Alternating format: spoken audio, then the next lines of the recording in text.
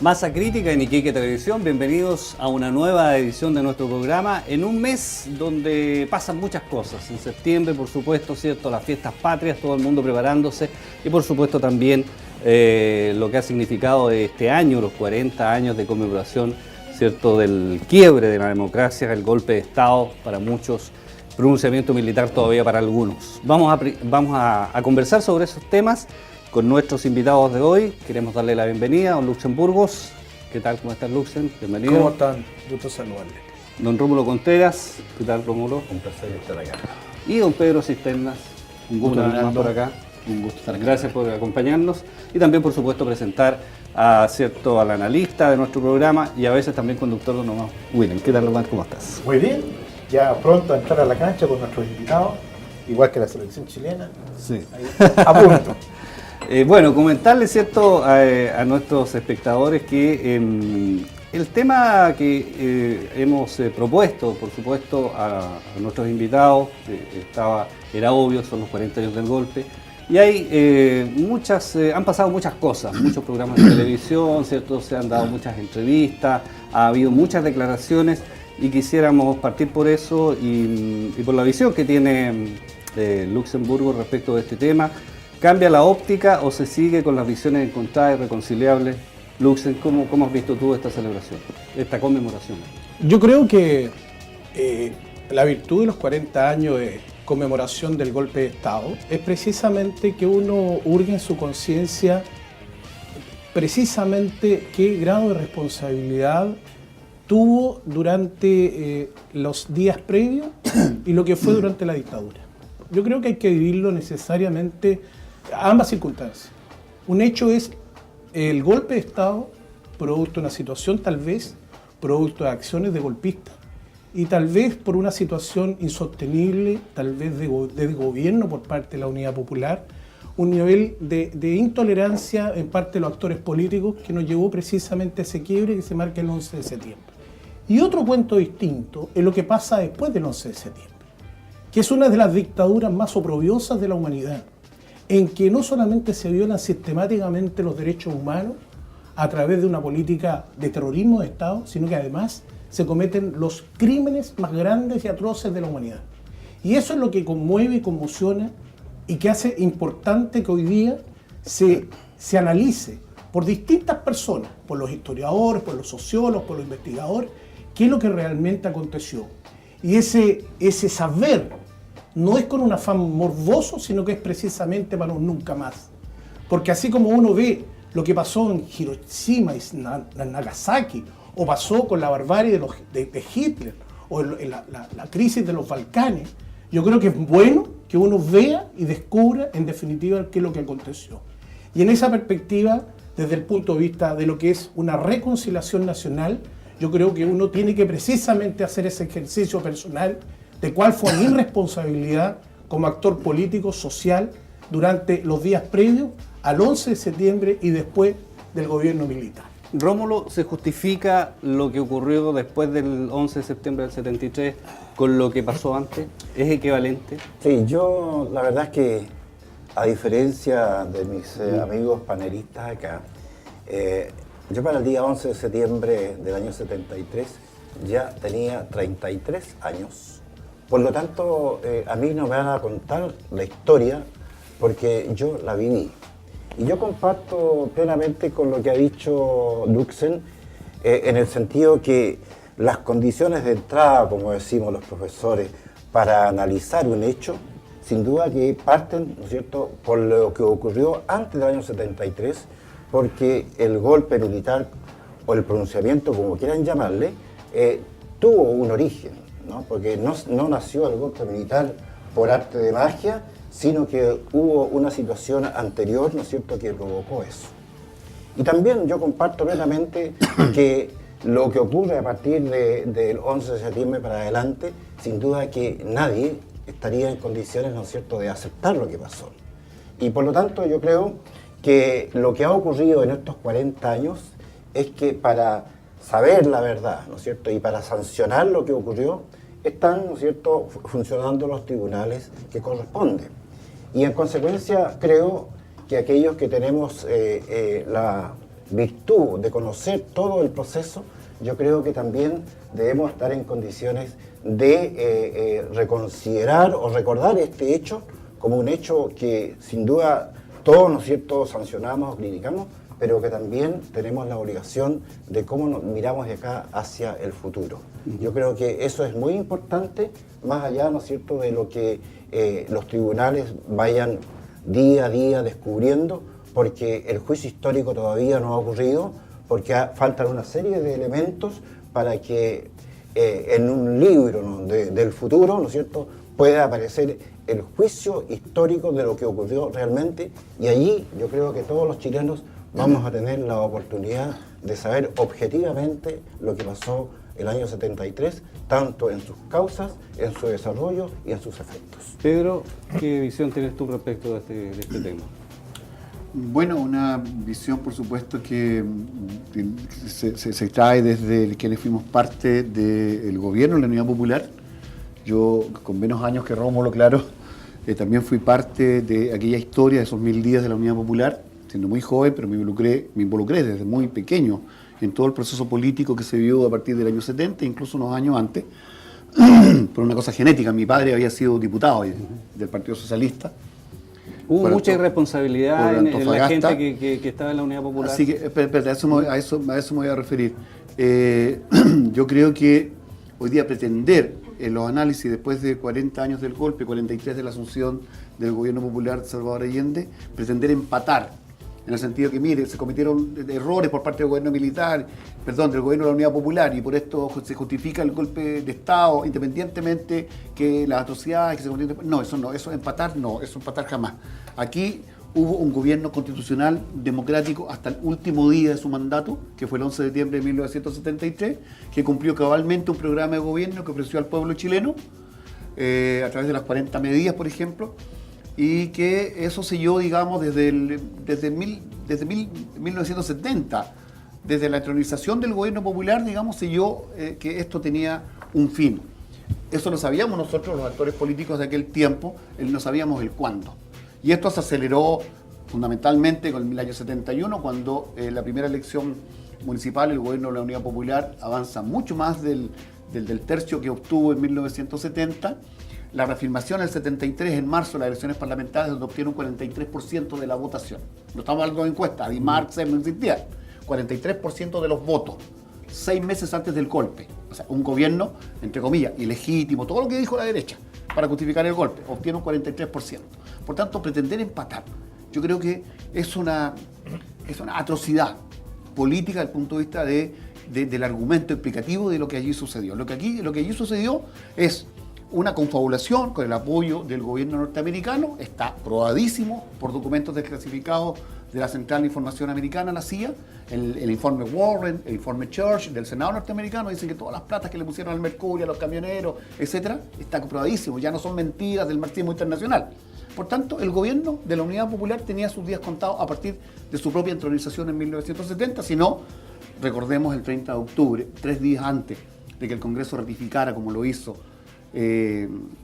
digamos, al presidente electo en ese momento, Salvador Allende, se asesina no a un militar, se asesina al comandante en jefe del ejército chileno, el general René Schneider-Cheró, por un comando de derecha que luego indulta Pinochet una vez que asume el poder. O sea, esas son la verdad de los hechos. Ok, Omar, ¿será posible que en algún minuto, cierto, las visiones respecto de lo que se produjo antes del 11 y después del 11 lleguen a ser de consumo, haya en la sociedad chilena cierto un grado de ponerse de acuerdo, cierto, respecto de lo que ocurrió? ¿O tú piensas que van a pasar generaciones? Que es una pregunta que se le han formulado a mucha gente en estos días. Yo creo que es difícil. Es difícil porque, por una parte, yo quiero rescatar el esfuerzo que se ha hecho durante este año, específicamente en este mes, de rescatar la memoria. Y eso creo que es importante para todos los pueblos. Porque al rescatar la memoria, entonces el olvido o decir que esto nunca existió queda absolutamente descartado. O sea, aquí estamos hablando de situaciones profundas, de crisis profunda que vivió la sociedad chilena. Hay imágenes que se vieron por primera vez, digamos. Exacto. Pero, ¿sabe? Yo tengo una perspectiva que quisiera expresársela al panel y a nuestros televidentes, cuando dicen lo que sucedió antes del 11. Y yo diría, ¿saben? Acá hay que tener una perspectiva histórica que va más allá del 70 y del 73. El país comienza a vivir profundas transformaciones en su estructura, ¿ya? Y yo diría, mira, hay un buen gobierno con Pedro Aguirre Cerda. La ley de educación primaria obligatoria, ¿no es cierto? Y Rómulo sabe lo que significa eso con impacto en la sociedad chilena, en que se combate de frente el analfabetismo. Ese es un proceso que provoca una movilidad social importante que van a transcurrir varios años para que estos niños que en algún momento eran analfabetos ya no lo son adultos y comiencen a tomar decisiones. Y la presión entonces que, o mejor dicho, lo que interpreta Eduardo Frei Montalva con su programa de reforma, no nos olvidemos, la reforma agraria, que quiebra la estructura oligárquica del campo chileno, sindicaliza a los campesinos, se crean organismos del Estado para apoyar esa reforma agraria. Lo que estoy diciendo es que se produce en la sociedad chilena un ensanchamiento de la participación o de la irrupción de nuevos actores en la estructura social. Lo que el país no supo hacer fue dar cuenta de que había que cambiar esa estructura. Entonces lo que se provoca, ¿verdad?, es esta presión por el cambio de estructura versus una oligarquía que se niega terminantemente a cualquier cambio y que incluso esa oligarquía hoy día se sigue negando a estos cambios. Luxen, avancemos un poco en el tema y cierto, hay muchos que pidieron perdón esta semana y en estos días, cierto, incluyendo el propio, cierto, el presidente que dijo que muchos fueron cómplices pasivos, que sabían y que no hicieron nada, no quisieron saber respecto de lo que fue la dictadura. La Corte Suprema que acaba, cierto, de decir que hubo omisiones, digamos, ellos no han pedido perdón, pero por lo menos rescataron y reconocieron que hubo omisiones. ¿Cuál es la visión que tienes tú respecto de lo que está ocurriendo, digamos, con las principales autoridades políticas respecto de lo que pasó en esa época? Bueno, las instituciones son constituidas por individuos. Y yo creo que antes de referirme a las responsabilidades institucionales de la Corte Suprema, yo quisiera un poco entrar en las responsabilidades también que tuvieron los conglomerados que estaban detrás del gobierno de la Unidad Popular. Pedro Cisterna sostiene, y es verdad, que había interés de parte del Departamento de Estado y de la CIA de desestabilizar el gobierno de Salvador Allende. Pero si sabido era eso, había que tener mucho cuidado. Y no me cabe la menor duda que el Partido Comunista lo tuvo. Si hay alguien responsable desde el punto de vista de la responsabilidad de conducción política, de la acertada política, fue el Partido Comunista. Pero no así sectores termocéfalos del Partido Socialista, en que incluso tuvieron algún tipo de intento de sublevación de algunos efectivos de la Marina. Entonces, un país que básicamente estaba yendo a un modelo ideologizado, con intervención en las bases sociales de la constitución de comités de unidades populares.